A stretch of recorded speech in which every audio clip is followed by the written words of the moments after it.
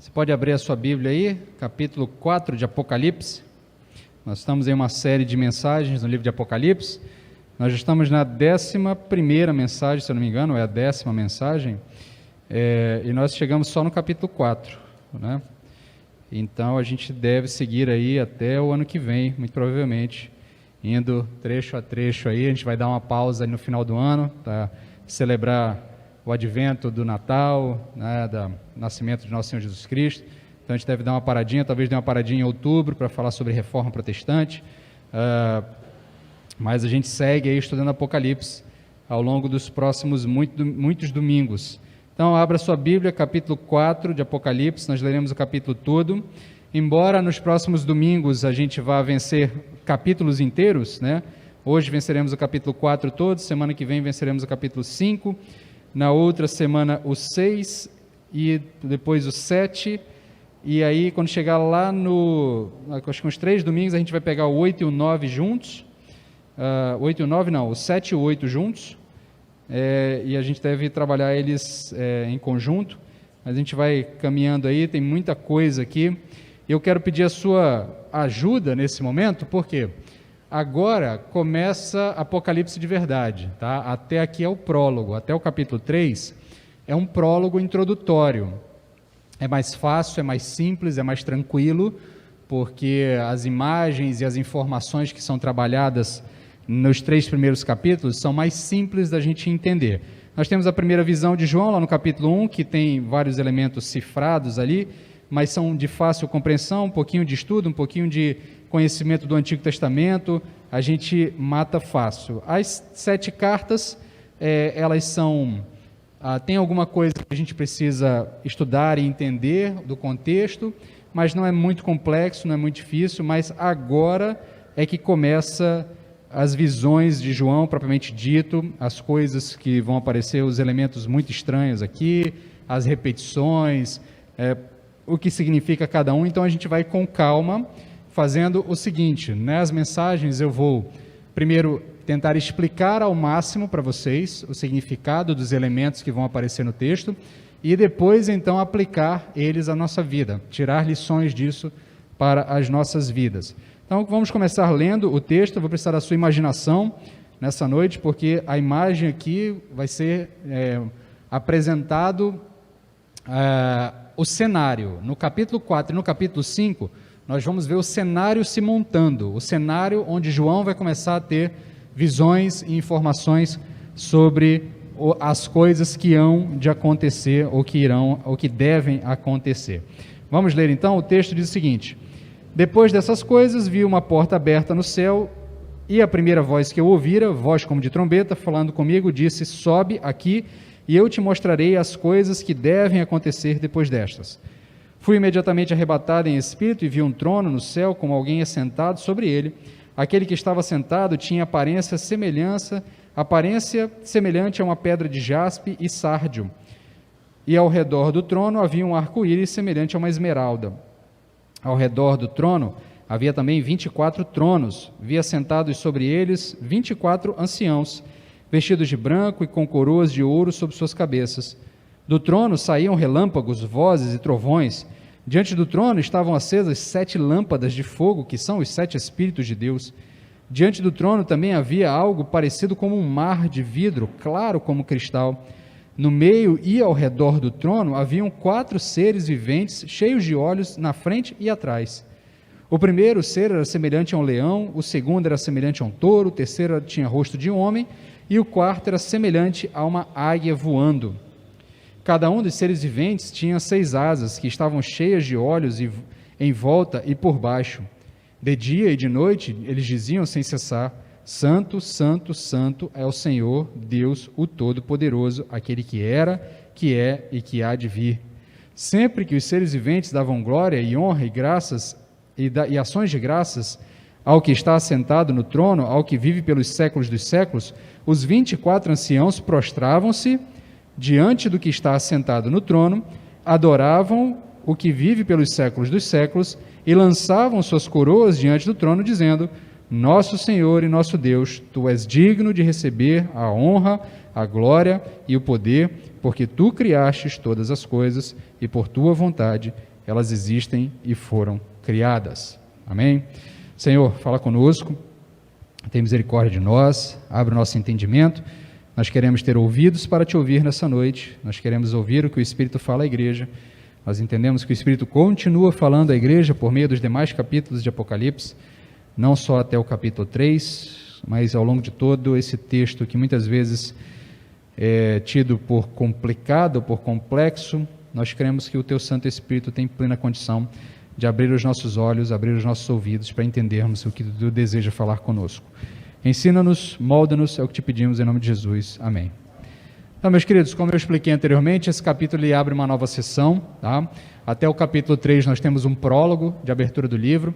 É interessante, estava comentando com minha esposa, com a Anne, enquanto preparava o sermão, que é interessante que nós não somos acostumados ou não somos ensinados a ler o texto bíblico como uma obra literária, que ele é, né? São vários livros dentro de um grande livro. Nós temos toda a compreensão de que esses livros conversam entre si, mas cada um desses livros é uma obra literária isolada. E como uma obra literária, ela tem uma intenção autoral e tem uma organização do autor. É interessante que às vezes a gente é estimulado a ler como se fosse caixinha de promessa, ler coisas soltas, né? A gente lê textos e versos e capítulos soltos e a gente não entende o contexto. Então, o livro de Apocalipse, ele tem um prólogo de abertura que se encerra no capítulo 3.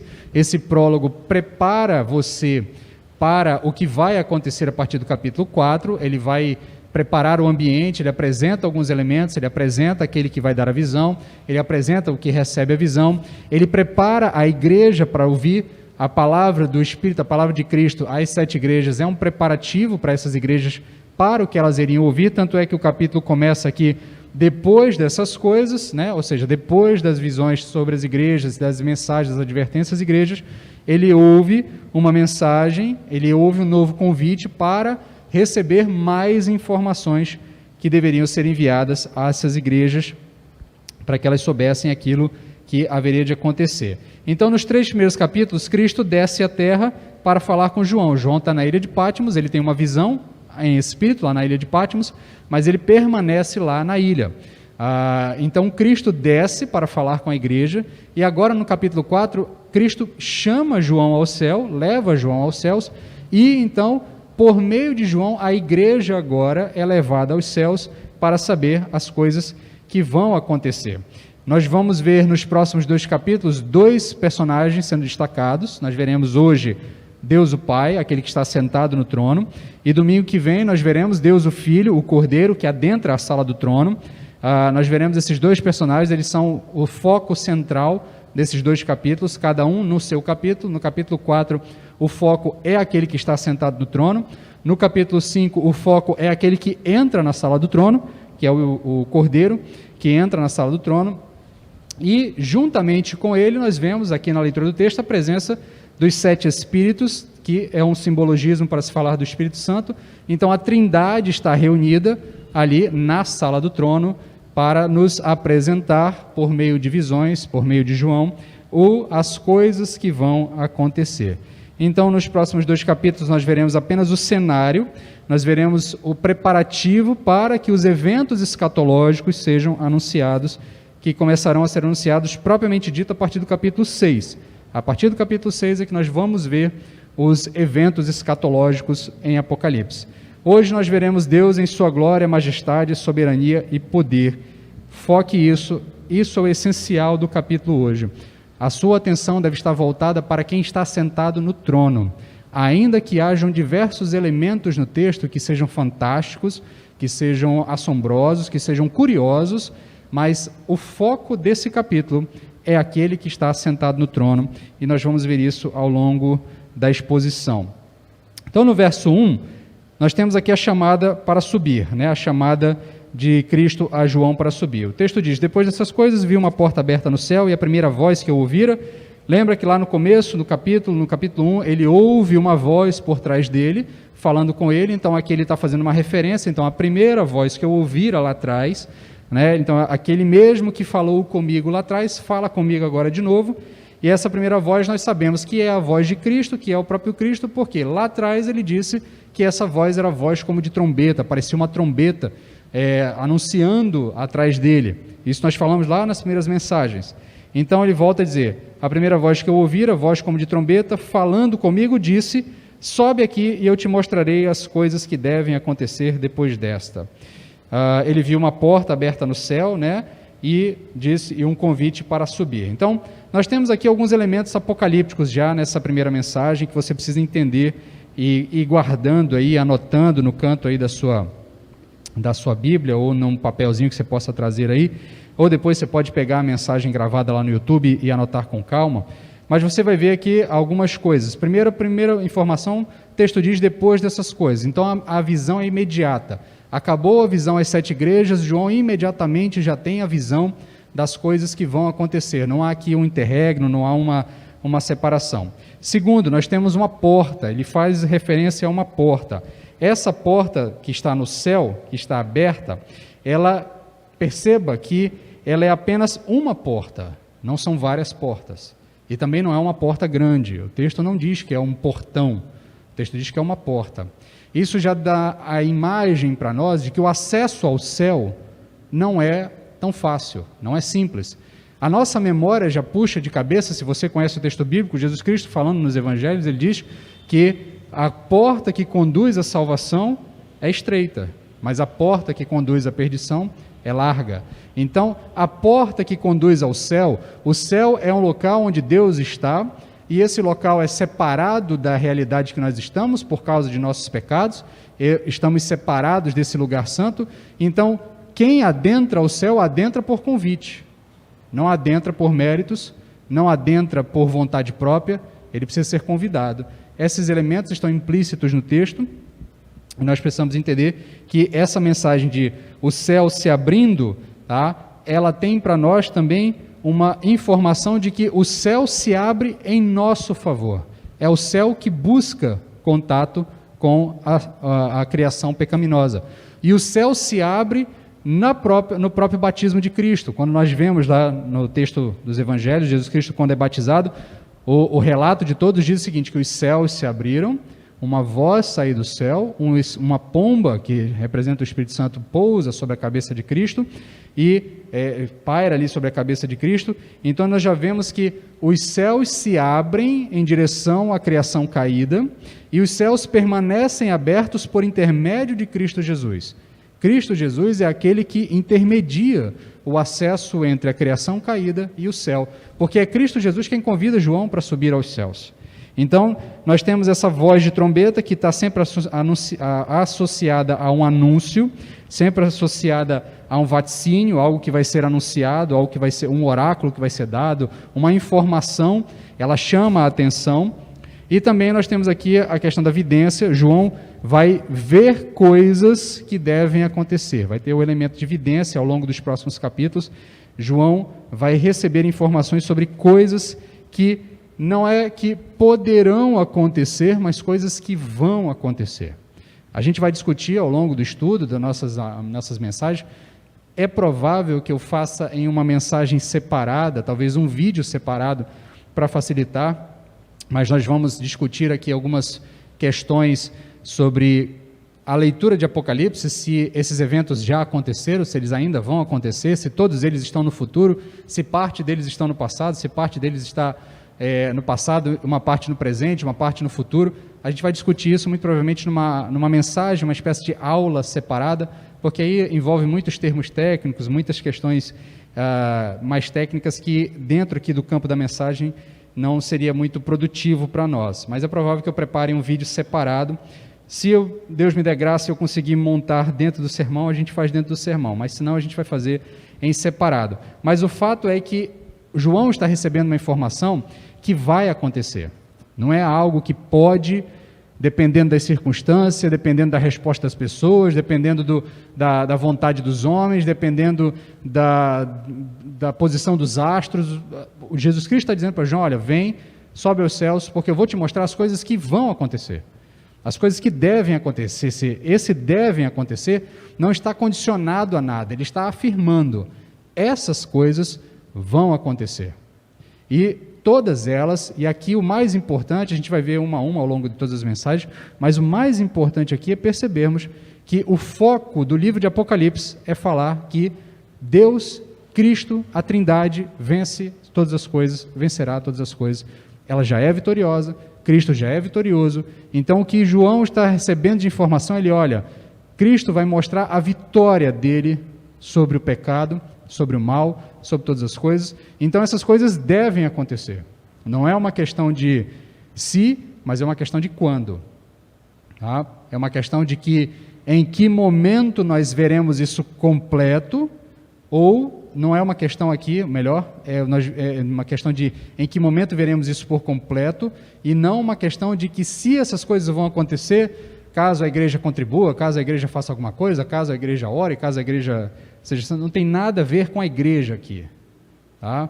A igreja aqui é espectadora disso. A igreja é espectadora do livro de Apocalipse, porque as obras que acontecem em Apocalipse, os eventos, é tudo obra de Deus. É Deus quem está comandando todas as coisas. E nós veremos isso ao longo dos próximos versos, especialmente agora já no verso 2 e 3, que nós temos a apresentação do trono, né? Então o texto 2, verso 2 diz o seguinte: fui imediatamente arrebatado em espírito e vi um trono no céu, com alguém assentado sobre ele. Aquele que estava assentado tinha aparência semelhante a uma pedra de jaspe e sárdio, ou sardônio, vai depender da sua versão. Ao redor do trono havia um arco-íris semelhante a uma esmeralda. Então nós percebemos aqui que João imediatamente em espírito, né, essa experiência é mediada pelo Espírito Santo. Quando o texto fala que ele é em espírito, isso tem a ver com a ação do Espírito Santo. O Espírito Santo sela João está selado pelo Espírito Santo, porque recebe o Espírito Santo na condição de igreja. Então o Espírito Santo media esse processo de visão, desses vaticínios. Desde o Antigo Testamento nós já vemos que o Espírito do Senhor se apossa dos profetas, o Espírito do Senhor fala com os profetas, o Espírito do Senhor intermedia quando os céus se abrem para que o homem de Deus, o profeta de Deus, a boca de Deus na terra, recebam a informação do céu. O segundo elemento que a gente tem que chamar a atenção aqui no verso 2 e 3 é o trono. Entenda que João adentra em um lugar que tem um monte de coisa estranha. Um monte de coisa estranha. Tem uns seres estranhos, tem um monte de gente estranha, mas a primeira coisa que chama a atenção de João é a primeira coisa que deve chamar a nossa atenção também. É o trono. A primeira coisa que João percebe é a presença do trono. Porque o trono é o elemento central dessa imagem. O trono e quem está sentado ali são os elementos centrais dessa mensagem, dessa imagem, dessa visão. Então João entra e a primeira coisa que ele vê é o trono. Ele não presta atenção nas criaturas estranhas que estão ao redor do trono, ele não presta atenção nos elementos que estão compondo o trono, ou as pessoas que estão ao redor do trono, ou os seres que estão ao redor do trono ali.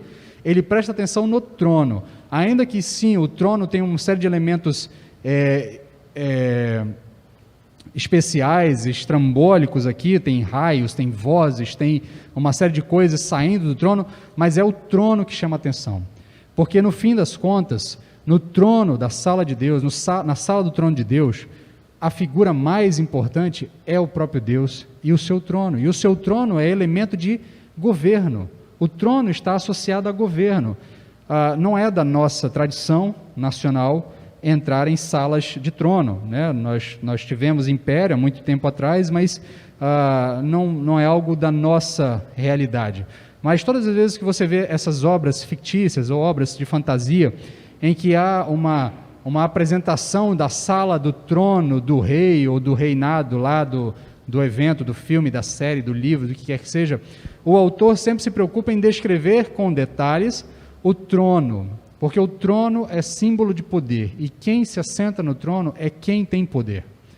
Quem se assenta no trono é quem manda. Quem se assenta no trono é quem dá as ordens. É aquele que tem domínio sobre tudo que está acontecendo. Então João olha e vê aquele que está sentado no trono, ele vê o trono, e ele já de imediato, ele olha e fala, aquele ali é o mais importante. É nele que eu tenho que prestar atenção. É ele quem manda aqui. É ele quem governa todas as coisas. Porque todos os outros estão virados para ele. Ele é o centro das atenções. Então, nesse sentido, o ocupante do trono e o trono é o elemento central desse texto, é o elemento central da passagem que nós leremos, e é o elemento que deve te preocupar mais em entender. As outras coisas têm algum valor, têm alguma importância, mas elas não são essenciais para o bom entendimento do texto. João não tem coragem de dar nome ao que está assentado no trono. Ele usa outros elementos. Ele diz que ele é aquele que vive, que era, que é e que há de vir. Ele diz que é semelhante a... que ele diz que ele dá outras características, mas ele não diz, existe alguém sentado no trono que tem semelhança de homem, tá?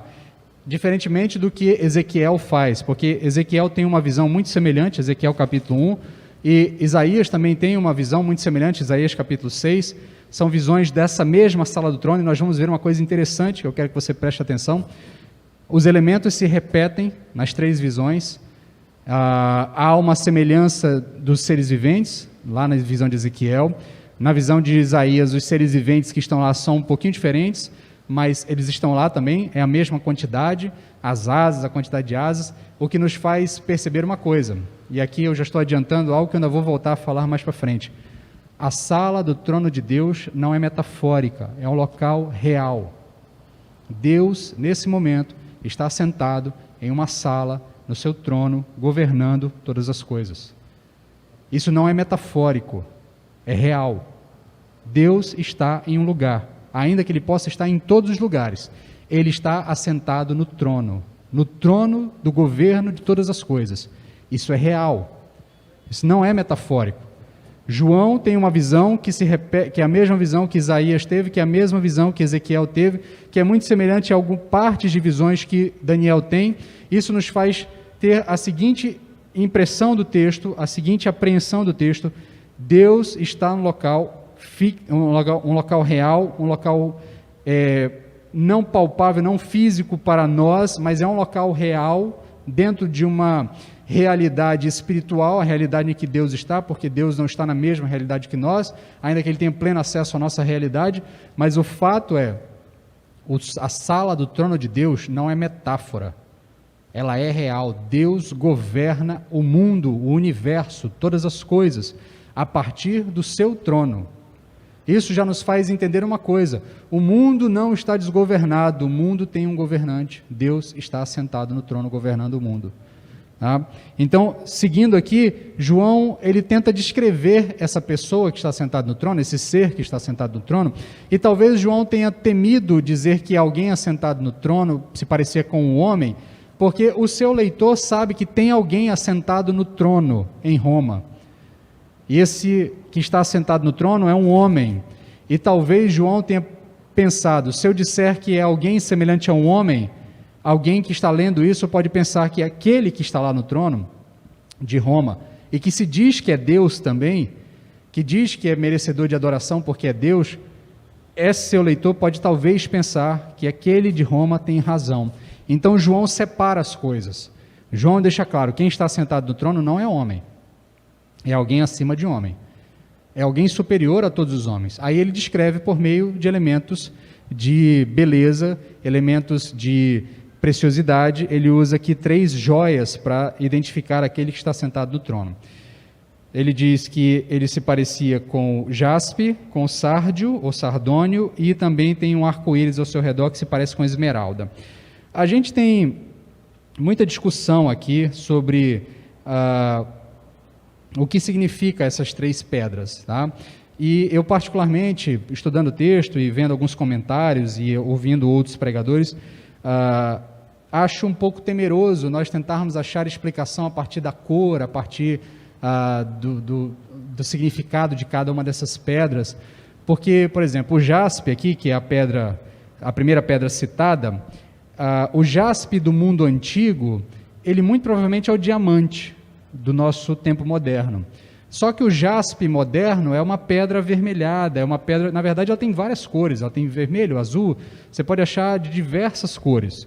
Então fica um pouco difícil para nós tentarmos achar uma explicação para a cor e o simbolismo de cada uma dessas pedras.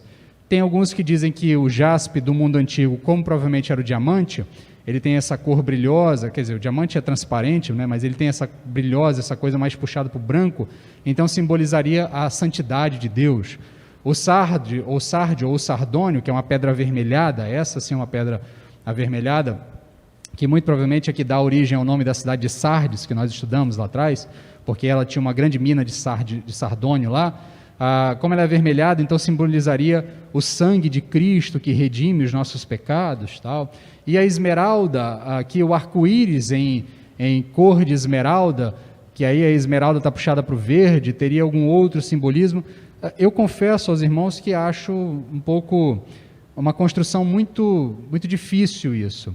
Me parece que João está querendo dizer o seguinte: aquele que está sentado no trono é precioso. Aquele que está sentado no trono, ele é belíssimo, ele é valioso, ele é importante como uma pedra de sárdio, ele é importante, ele é valioso, ele é precioso como uma pedra de diamante, ele é belo, ele é maravilhoso como uma esmeralda. Me dá a sensação de que o texto está mais preocupado com isso do que propriamente com o significado de cada um, porque essas pedras elas vão voltar a aparecer no texto, mas em cada contexto dos seus capítulos elas vão ganhar conotações diferentes. Então fica um tanto quanto especulativo demais da nossa parte tentar definir o que significa cada uma delas. Me parece, me dá a sensação, e alguns comentaristas também caminham nesse mesmo sentido, de que o que João está tentando dizer para nós é: aquele que está sentado no trono é belo, aquele que está sentado no trono é precioso. Eu não tenho nada para comparar, o máximo que eu consigo é: ele se parece com um diamante. Ele me lembra a beleza, a preciosidade de um diamante, ele me lembra a beleza, a preciosidade de um jaspe, de um sardônio, ele me lembra a preciosidade da esmeralda. O arco-íris aqui nós podemos até encontrar um simbolismo, e nós vamos encontrá-lo mais para frente. Esse arco-íris vai nos lembrar, tá? Esse arco-íris vai nos lembrar da aliança noética, da aliança com Noé, a aliança de que Deus não destruiria mais a humanidade com água, que Deus não exerceria seu juízo mais por meio de um dilúvio. Então, no momento em que João está sendo preparado para receber as informações do juízo, porque a partir do capítulo 6 ele começa a receber as informações do juízo, João é lembrado da aliança de Deus lá com Noé, por meio do arco-íris. Então, o arco-íris ele está nos remetendo à aliança de Deus com Noé. Então, as pedras preciosas, me parece, pelo que eu entendo, e tem alguns comentaristas importantes que seguem nessa mesma linha, acho que é melhor para nós também entendermos dessa forma. As pedras preciosas estão ligadas com a preciosidade de quem ocupa o trono. No verso seguinte, o verso 4, é apresentado os 24 anciãos, né? Nós cantamos sobre eles essa noite. Então o texto diz o seguinte: ao redor do trono havia também 24 tronos, havia sentados sobre eles 24 anciãos, vestidos de branco e com coroas de ouro sobre a cabeça. Primeira pergunta que a gente tem que fazer é: quem são esses 24 anciãos? Né? Se eles são seres humanos ou são seres celestiais? E aqui quero chamar a sua atenção. Quando nós cantamos, a música, o autor da música, me parece, pelo que eu entendi da letra, que ele pressupõe que os 24 anciãos são seres humanos, são pessoas, né? Pelo contexto da música, dá uma sensação de que ele pressupõe. Essa é uma das opções, é uma das possibilidades de interpretação. Não é a que eu entendo, tá? Mas eu reconheço que é possível. Muitos exegetas, muitos estudiosos defendem a possibilidade deles serem 24 seres humanos, 24 pessoas que estão diante de Deus. Quem defende isso vai defender com base nas seguintes ideias. Primeiro, eles estão vestidos de roupas brancas, e a roupa branca é uma vestimenta do santo, é uma vestimenta que está associada ao santo, e o texto bíblico, especialmente em Apocalipse, quando fala de santo, está falando do povo de Deus, está falando de nós, da igreja, tá? Os santos. Então, a roupa branca é sempre uma roupa que está associada aos santos. Na Bíblia, os anjos dificilmente são chamados de anciãos, e também não é dito em outro momento que os anjos usem coroas, e os 24 anciãos estão ali sendo chamados de anciãos, né, propriamente dito, e estão usando coroas. E esse número 24 seria a junção das 12 tribos do Antigo Testamento, seriam os 12 patriarcas, com os 12 apóstolos, somados, então 12, 12, 24, que seria a representatividade da igreja de Deus diante de Deus no trono de Deus. Então estaríamos ali a igreja do Antigo Testamento com a igreja do Novo Testamento, reunidas diante de Deus, todo o povo de Deus simbolizado nesses 24 anciãos. Então, eles defendem com base nessa ideia. Quem defende que se trata de seres angelicais, vai dizer o seguinte, que não há seres humanos no restante do capítulo. Ao longo do resto do capítulo, no próximo capítulo, não entra ser humano na história. O único ser humano presente ali é João. Não há indicação de que nenhum outro ser humano esteja presente ali na visão. Uma possível interpretação da palavra anciãos, tá? Lá em Isaías 24, 23, uma possível tradução desta palavra, que está lá no texto, Isaías 24, verso 23, quando fala dos anciãos, de que Deus será adorado na presença dos seus anciãos, tá? Há alguns intérpretes que entendem que lá em Isaías, a melhor palavra para traduzir ancião seria anjos, tá? Por conta do contexto. Há uma discussão teológica, exegética sobre isso.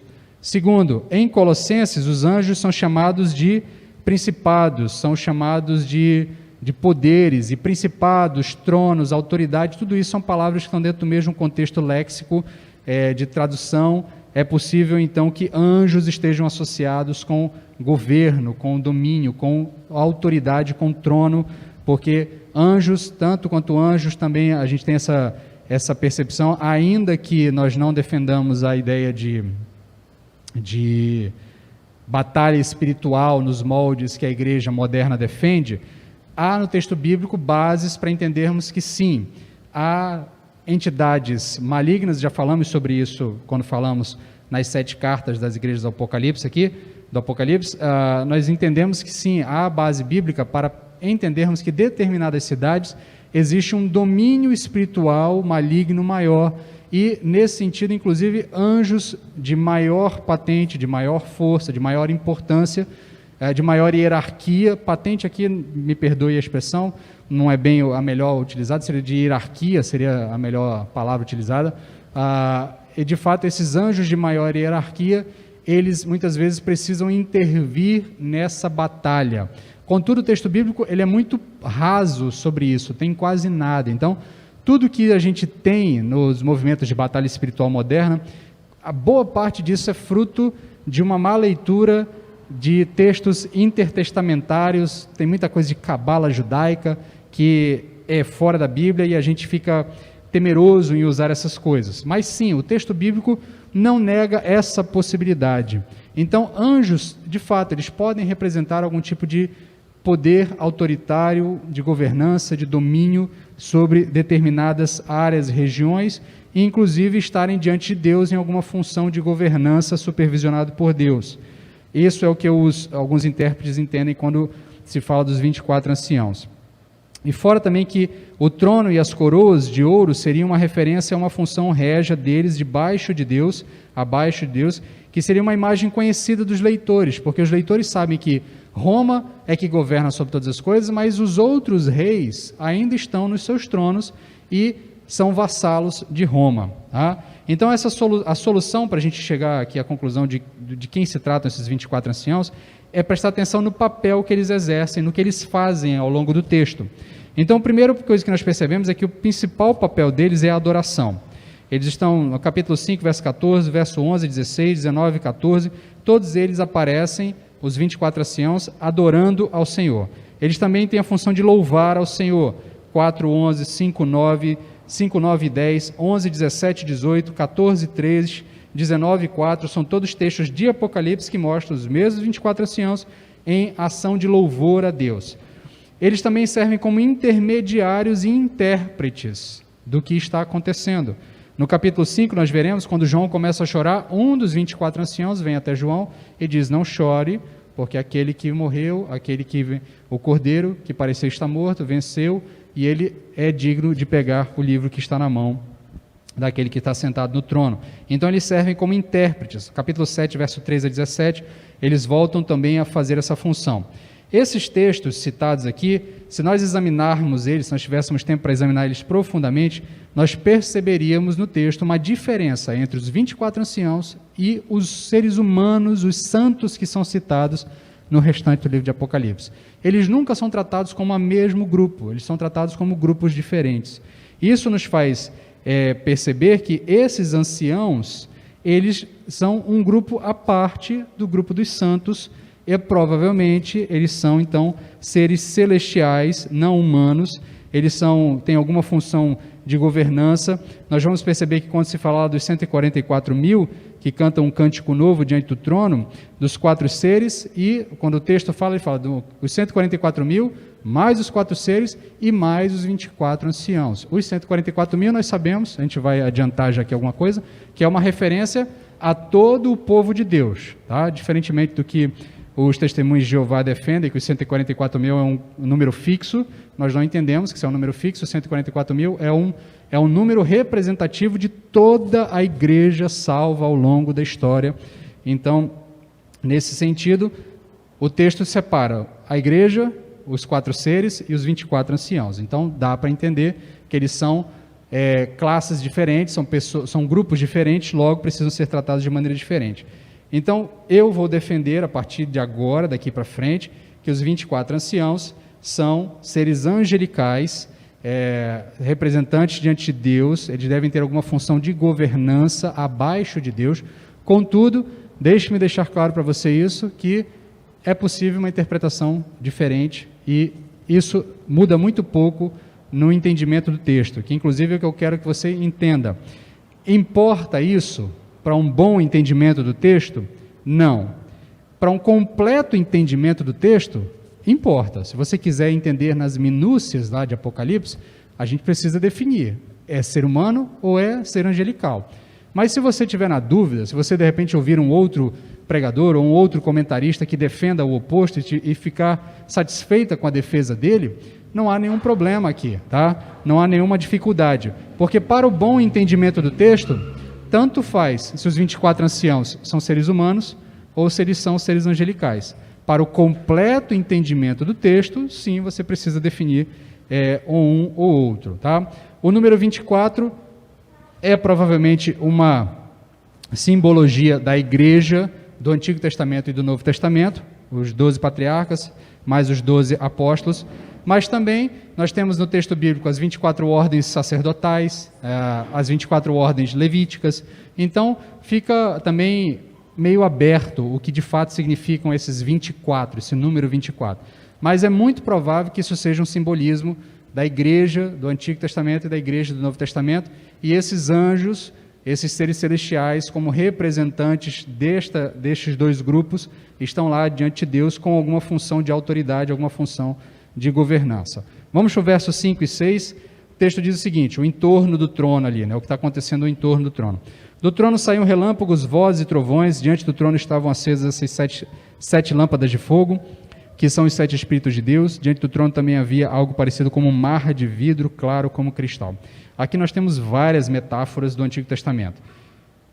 O trono que sai relâmpago, vozes, trovões, se você lembra da aliança sinaítica, da aliança no Sinai, quando Deus desce no Sinai, são os mesmos elementos que estão presentes lá no Sinai.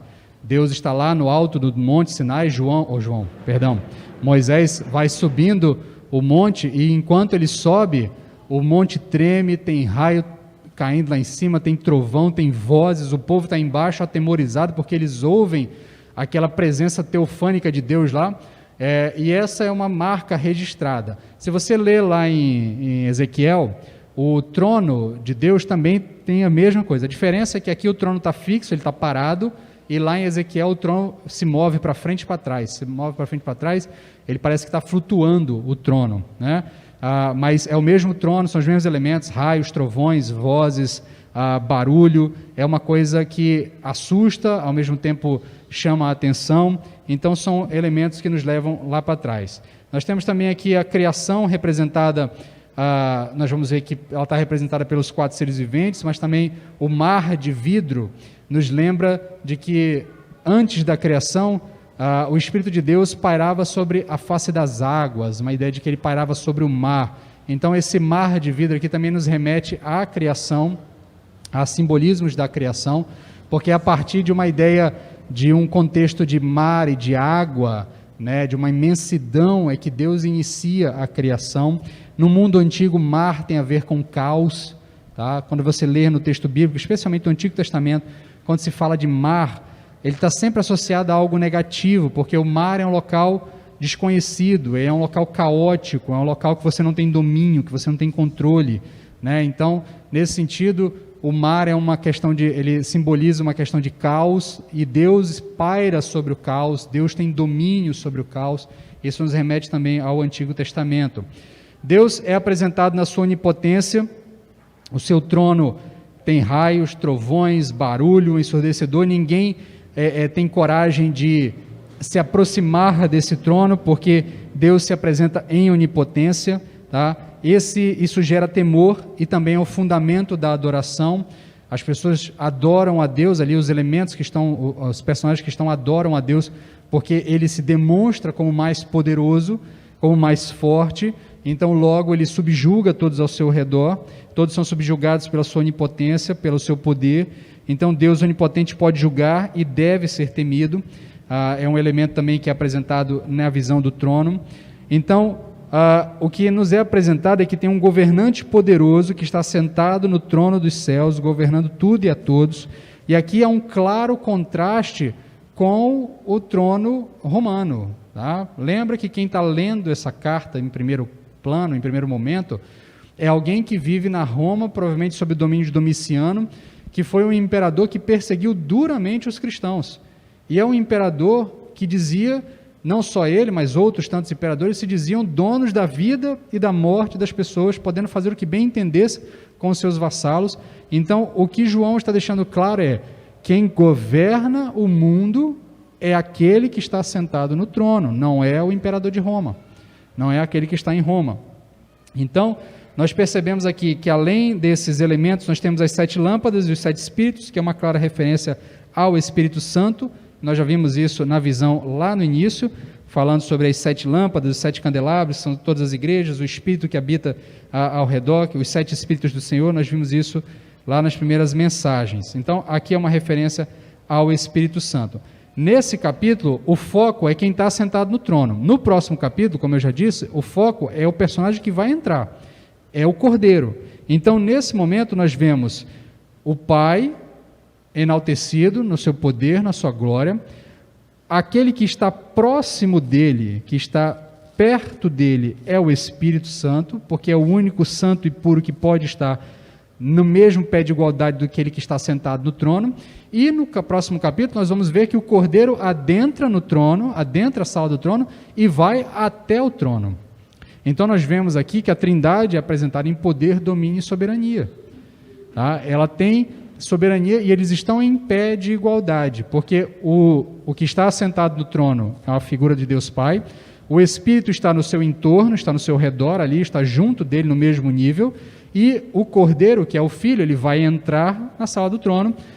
Diferentemente de todos os outros, ele não vai se prostrar diante daquele que está sentado no trono, ele vai até o trono e ele fala em pé de igualdade com quem está no trono, ele tira do trono algo, ou seja, ele demonstra a autoridade também. Então, nesse sentido, nós temos aqui esses elementos em torno do trono que estão apontando para a soberania, para o domínio, para o poder de quem está assentado no trono. Verso 6, parte B, até o 8a, nós temos a apresentação dos seres viventes.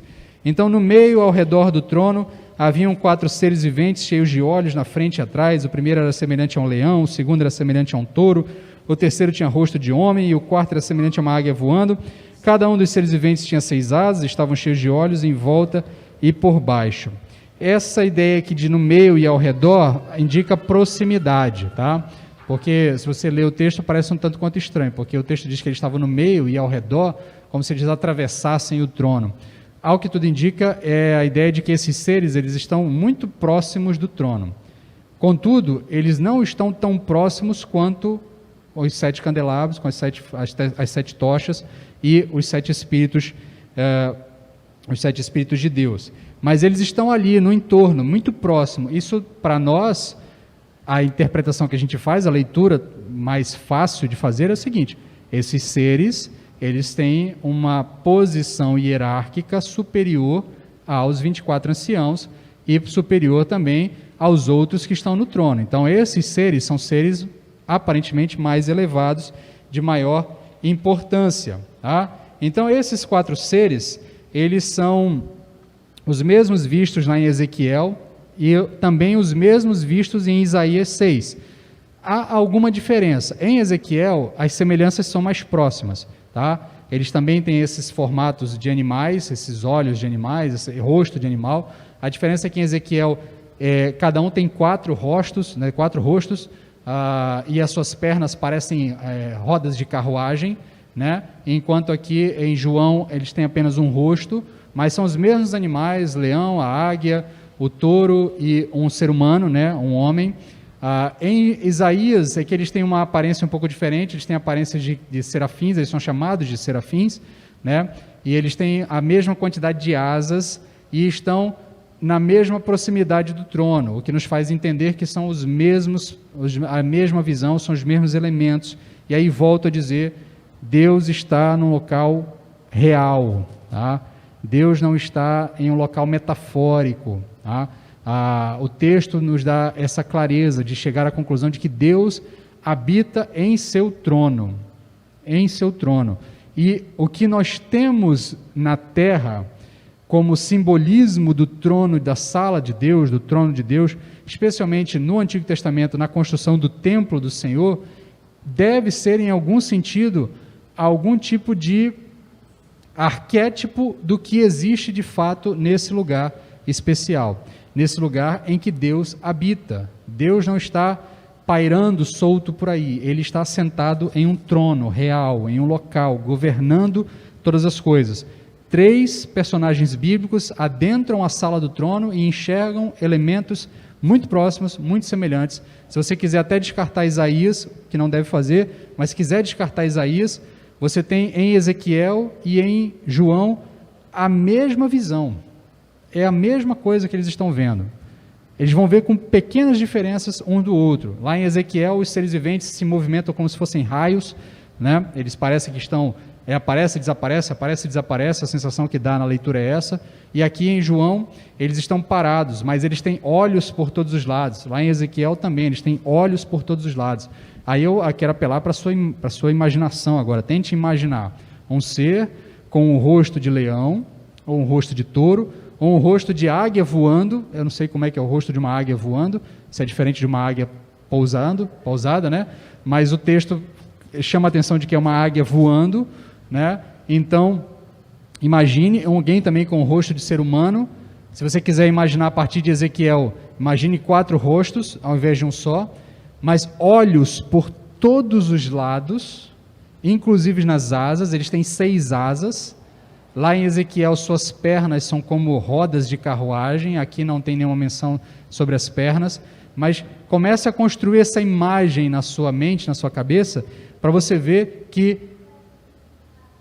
o trono, ele chama tanto a atenção que João ignora esses elementos e ele olha primeiro o trono. Por isso que eu quero que você preste atenção. O foco aqui não são esses elementos. O foco é quem está sentado no trono. O foco é aquele que está sentado no trono e é o trono. Esse é o ponto central. Então, o que significam os olhos, na literatura apocalíptica, na literatura bíblica, esses olhos abertos significam vigilância. Em todo o texto bíblico que se fala de olhos abertos, está sendo associado muito com vigilância. Então é provável que esses seres aqui, eles exerçam algum tipo de vigilância da criação, porque, ao que tudo indica, os estudiosos entendem que esses seres, a representatividade de cada ser estaria ligado aos seres viventes, aos animais, à criação como um todo, né?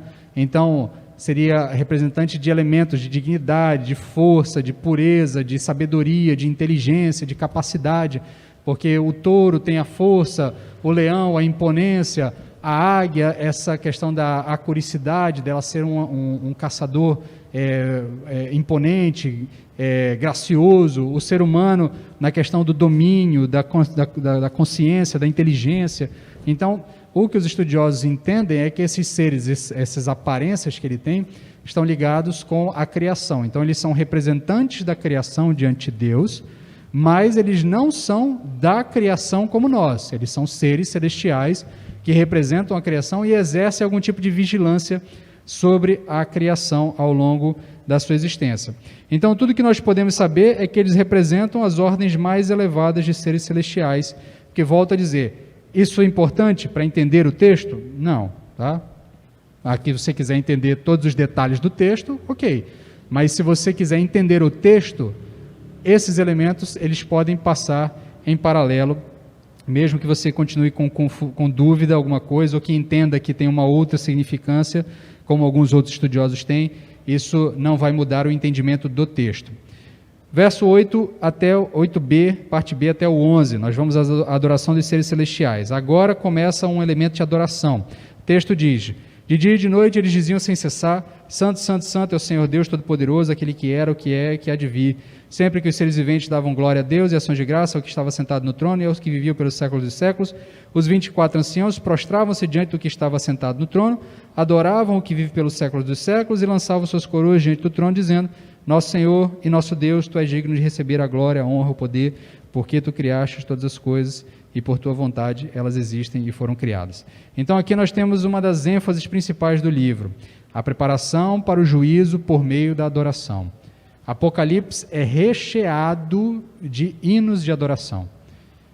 Volta e meia as coisas estão acontecendo, começa um rompante de adoração, de hino, o texto relata algum hino que está sendo cantado. Nesse capítulo nós vimos 2 hinos, no próximo nós veremos mais um também, ou 2 se eu não me engano, no 6 de novo, lá por volta do 8 e 9 de novo mais hinos. O livro termina também em adoração. Então, Apocalipse deixa claro que nos céus, Deus está sendo constantemente adorado, dioturnamente. E aqui é interessante, porque a gente às vezes se incomoda com um culto de 1 hora e pouquinho, e os 24 anciãos e os 4 seres viventes, e todos que estão na presença de Deus, neste momento, adoram ao Senhor ininterruptamente, o tempo todo. E preste atenção, eu não gosto de músicas repetitivas, mas eu sou obrigado a me dobrar. Nos céus, eles cantam: Santo, Santo, Santo é o Senhor Deus Todo-Poderoso, aquele que era, que há e que é e que há de vir. E aí começa de novo: Santo, Santo, Santo é o Senhor Deus Todo-Poderoso, aquele que era, que é e que há de vir. Santo, Santo, Santo é o Senhor Deus Todo-Poderoso, aquele que era, que é e que há de vir. Santo, Santo, Santo é o Senhor Deus Todo-Poderoso, aquele que era, que é e que há de vir. Santo, Santo, Santo, repetidas vezes, dioturnamente, porque no fim das contas, o que mais podemos falar sobre Deus? Deus é santo, e esse santo, santo, santo aqui, alguns defendem que é uma referência à Trindade, mas não é possível, mas essa é uma interpretação mais limitada. É porque, tanto no grego quanto no hebraico, não existe superlativo.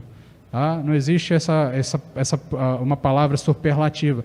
Então, quando alguém queria reforçar alguma coisa, ele repetia aquilo por várias vezes, repetia 3 vezes. Quando Jesus diz lá atrás: em verdade vos digo, ele está dizendo amém, amém, presta atenção, eu estou repetindo, é verdade o que eu estou falando, ele está chamando a atenção. E quando o texto aqui diz santo, santo, santo, não é necessariamente uma referência à Trindade, mas é santo, santo, santo, porque ele não tem um superlativo para dizer santíssimo. Então ele precisa dizer santo, santo, santo. Santo, santo, santo. E aqui é interessante porque a gente não entende o que significa a santidade de Deus. Os cânticos, eles vão chamar a atenção para os atributos de Deus. Sua santidade, a sua onipotência, a sua eternidade, a sua soberania, a sua dignidade, sua providência, a sua vontade criadora. Note que há um elemento litúrgico aqui. Os seres cantam, os 24 anciãos se levantam, se prostram e cantam. Os seres cantam, os 24 anciãos se levantam, se prostram, jogam suas coroas e cantam. Os seres cantam, os 24 anciãos se levantam, se prostram, jogam suas coroas e cantam. Então perceba que há uma liturgia na adoração a Deus do céu. Existe uma sequência de eventos. E isso é repetido dioturnamente, porque diante de Deus não tem mais o que fazer a não ser adorar. Diante de Deus, nós somos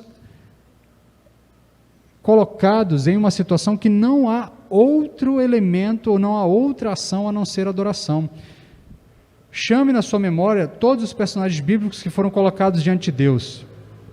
Nenhum deles se manteve em pé, nenhum deles deixou de adorar.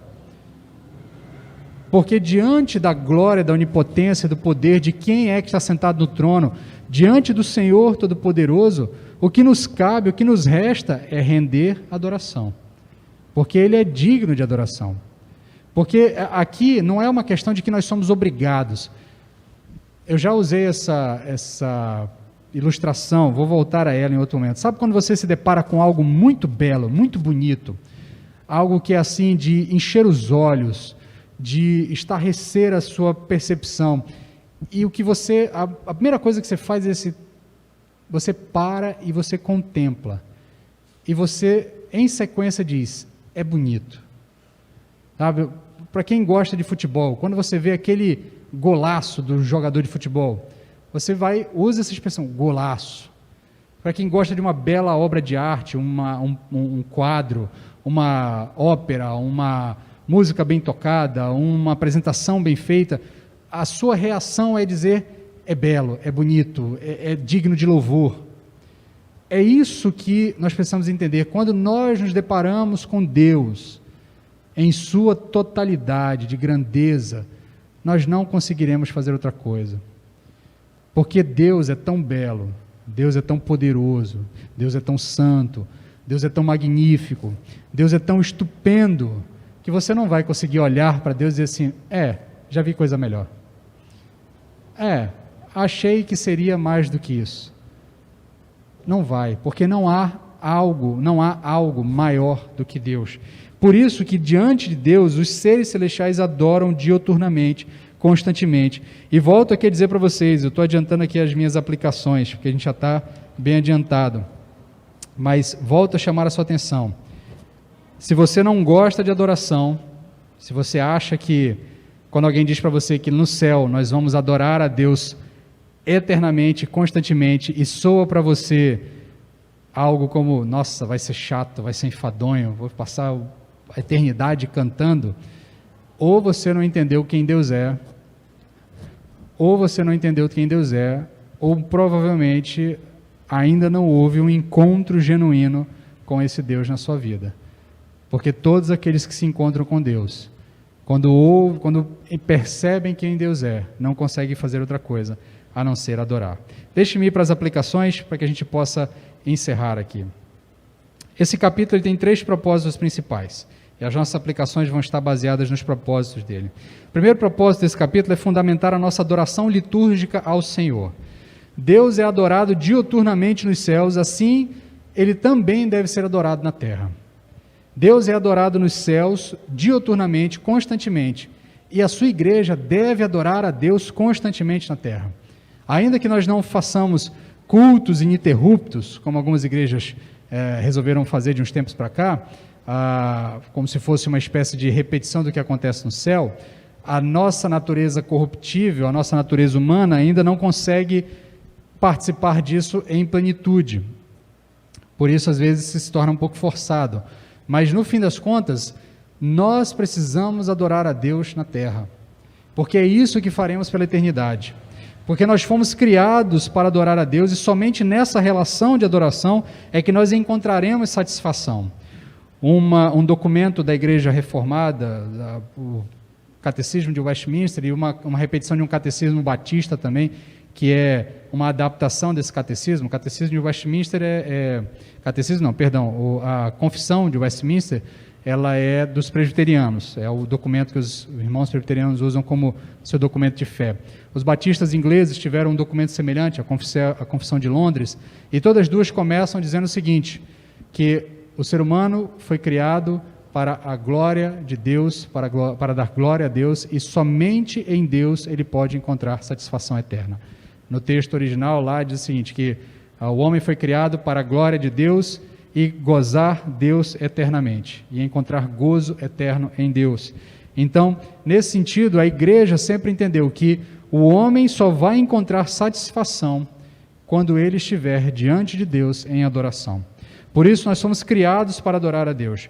Nós devemos adorar a Deus no nosso cotidiano, no nosso ordinário, no dia a dia. Você deve adorar a Deus enquanto você faz as suas coisas ordinárias, toma o seu café, vai para o trabalho, cuida das suas coisas do dia a dia, limpa a casa, cuida de filhos, vai para o trabalho, resolve as coisas no trabalho, dirige.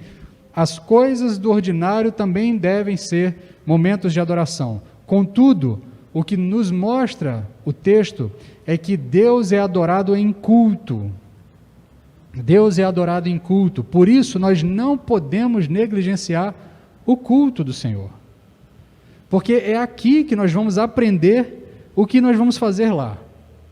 É aqui que nós vamos começar a experimentar o prazer e a alegria de diuturnamente adorar ao Senhor. De constantemente, ininterruptamente adorar ao Senhor. Nossos cultos são preparativos para a eternidade de adoração, por isso os nossos cultos não podem deixar de ser, nos nossos cultos não pode deixar de ser exaltados os atributos de Deus.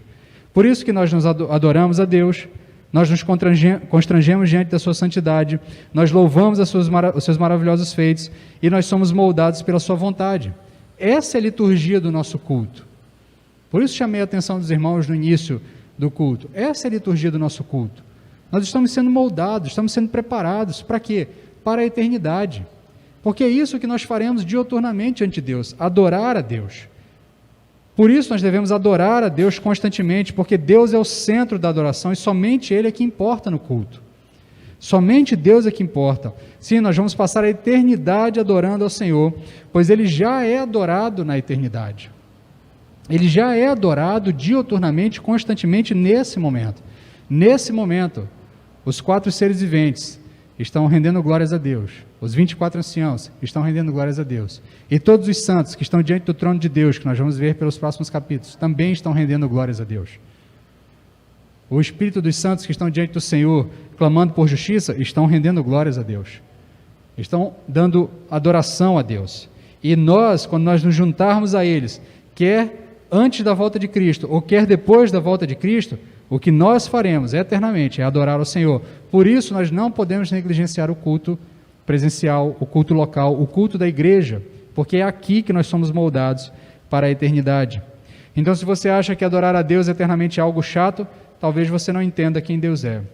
Óbvio que a adoração não se resume a louvores, não se resume a cantar, não se resume a cantar hinos ou cantar cânticos. A adoração é muito mais do que isso, mas a adoração é também isso.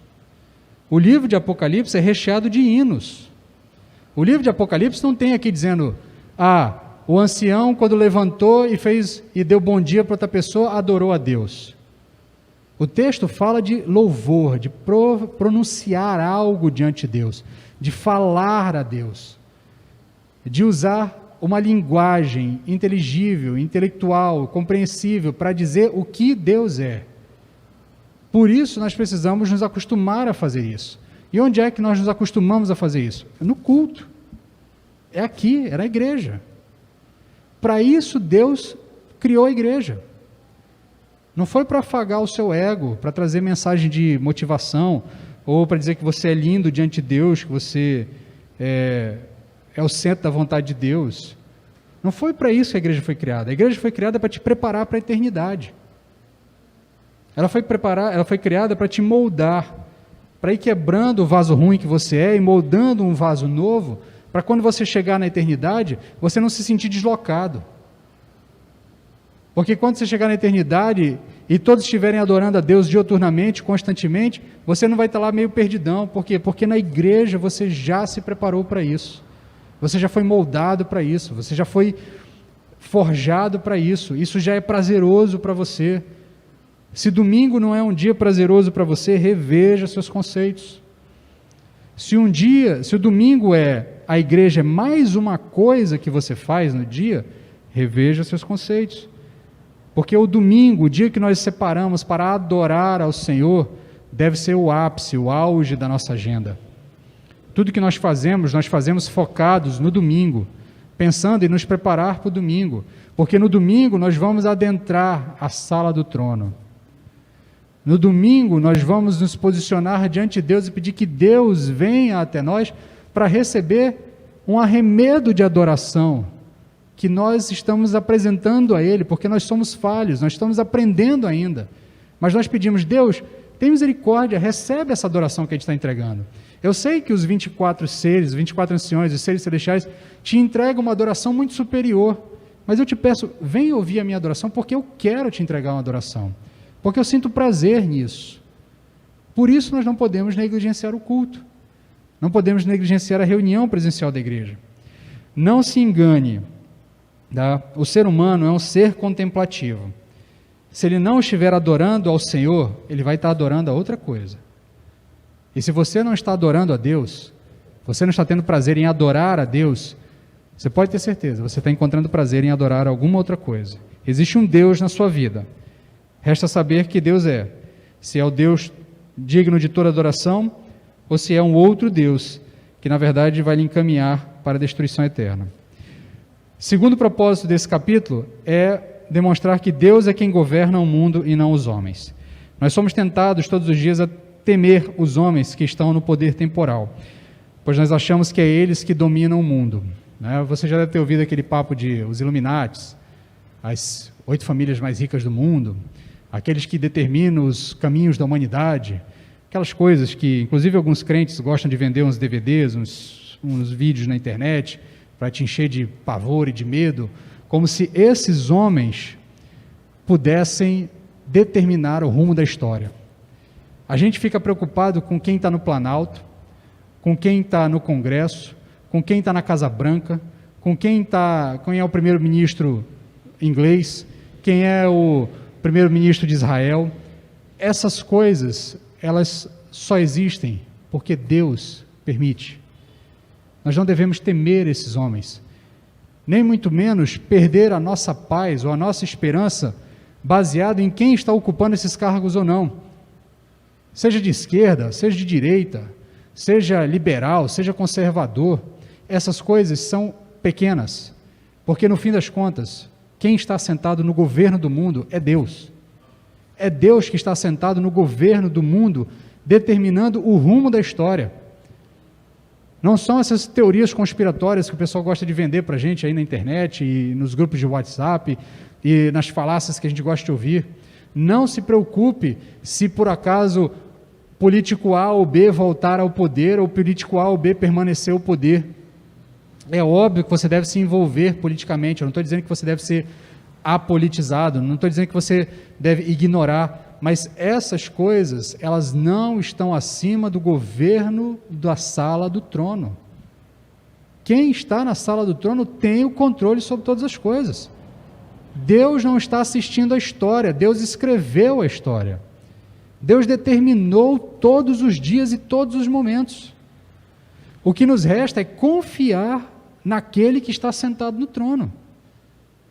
É confiar, é descansar na soberania, na onipotência, na providência de quem está assentado no trono. Porque é Ele quem manda no final das contas. Não é o Planalto que define a sua vida, não é o ocupante da Casa Branca que define sua vida, não é um grupo obscuro de famílias ricas que define o rumo do mundo. Quem define o rumo do mundo é Deus, e o rumo do mundo já está definido, a história já está escrita. João recebeu a seguinte informação de Jesus: vem, sobe aos céus, que eu vou te mostrar as coisas que devem acontecer. Eu não vou te mostrar as coisas que podem acontecer se quem ocupar o governo for um governo de direita ou quem ocupar o governo for um governo de esquerda. Eu não vou te mostrar as coisas que devem acontecer se vocês elegerem pessoas que são afetas ao cristianismo, ou são afetas ao socialismo, ou são afetas ao qualquer outra ideologia humana. Essas coisas vão acontecer, porque quem comanda o mundo é Deus. Quem governa o mundo é o que está assentado no trono. Não se engane, quem governa o mundo é aquele que está assentado no trono. Por isso, o apóstolo Paulo diz que a nossa leve e momentânea tribulação, ela produz para nós uma glória incomparável, de valor eterno, pois nós não fixamos os olhos nas coisas visíveis, naquelas que não se veem, pois as visíveis são temporárias, ao passo que as que não se veem são eternas. Nós passamos ao largo de todas essas coisas, porque os nossos olhos não estão nesse tempo presente. Os nossos olhos já foram levados à sala do trono, e lá na sala do trono nós já vimos quem comanda o mundo, nós já vimos quem coordena o mundo, quem domina o mundo. O trono que rege o mundo não está vazio. Deus está assentado naquele trono. É Ele quem decide a história. A nós cabe descansar na soberania e na providência desse Deus, que é santo, puro, onipotente e autossuficiente. Terceiro e última aplicação, o último propósito desse livro, é demonstrar que o juízo de Deus está baseado na sua santidade, na sua condição de Criador e de Redentor. O texto termina dizendo que, porque Deus criou todas as coisas, Ele é digno. E se Ele é digno, Ele pode julgar.